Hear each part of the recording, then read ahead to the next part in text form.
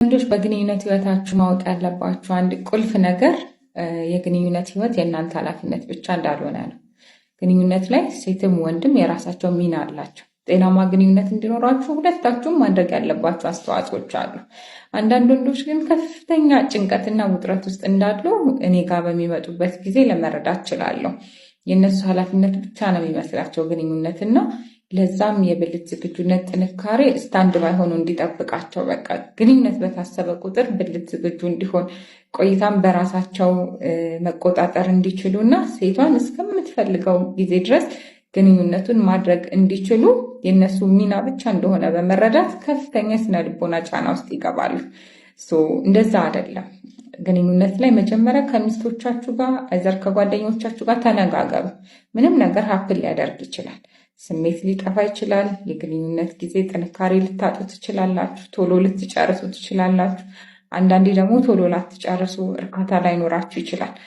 ምንም ነገር ሀፕን ቢያደርግ ቀስ እያላችሁ ነገሮችን በራሳችሁ ለመፍታት እየሞከራችሁ መሄድ እንዳለባችሁ መተማመን ያስፈልጋል እንጂ ወንዶች ድንገት የቶሎ መጨረስ ችግር ሲያጋጥማችሁ ከፍተኛ ጭንቀትና ውጥረት ውስጥ በመግባት ቀጣይ ለሁለተኛ ዙር ደግሞ ዝግጁነት እንዲያጣ ራሳችሁን ታጋልጣላችሁ ማለት ነው።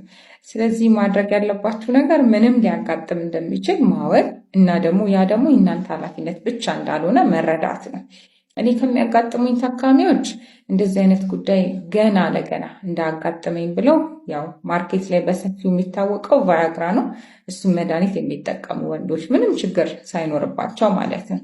ከዛ ግን ያለሱ ደግሞ ምንም አልንቀሳቀስ ስለሚላቸው ዶዙን እስከ መጨረሻው እየጨመሩ ወስደው የሆነ ሰዓት ላይ በዛም ዶዝ የብልት ዝግጁነትና ጥንካሬ ሳይኖራቸው ቀርተው እኔ ጋር ለሕክምና የሚመጡ ታካሚዎች አሉ። ስለዚህ ወንዶች መጀመሪያ ራሳችሁን ነው ማሳመን፣ ውስጣችሁን ማረጋጋት እና ሪያሹር ማድረግ ያለባችሁ። ከዛ ለሚስቶቻችሁ ደግሞ ያለውን ነገሮች ማስረዳት።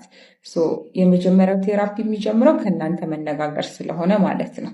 ስለዚህ እንደዛ ማድረግ ለ6 ወር ያላችሁን አመጋገብ፣ ስፖርት፣ እንቅስቃሴ፣ የእንቅልፍ ሁኔታ እነዚህ ነገሮች በጠቅላላ ጤናማ ማድረግ። እንደዛ ቀጥሎ ግን ቶሎ መጨረስ፣ የብልት ጥንካሬ ማጣት፣ አለመርካት ችግር፣ ስሜት መቀዝቀዝ ካለ ወደ ሕክምና በመሄድ ተገቢ የሆነ ሕክምናን አገልግሎት ማግኘት ትችላላችሁ።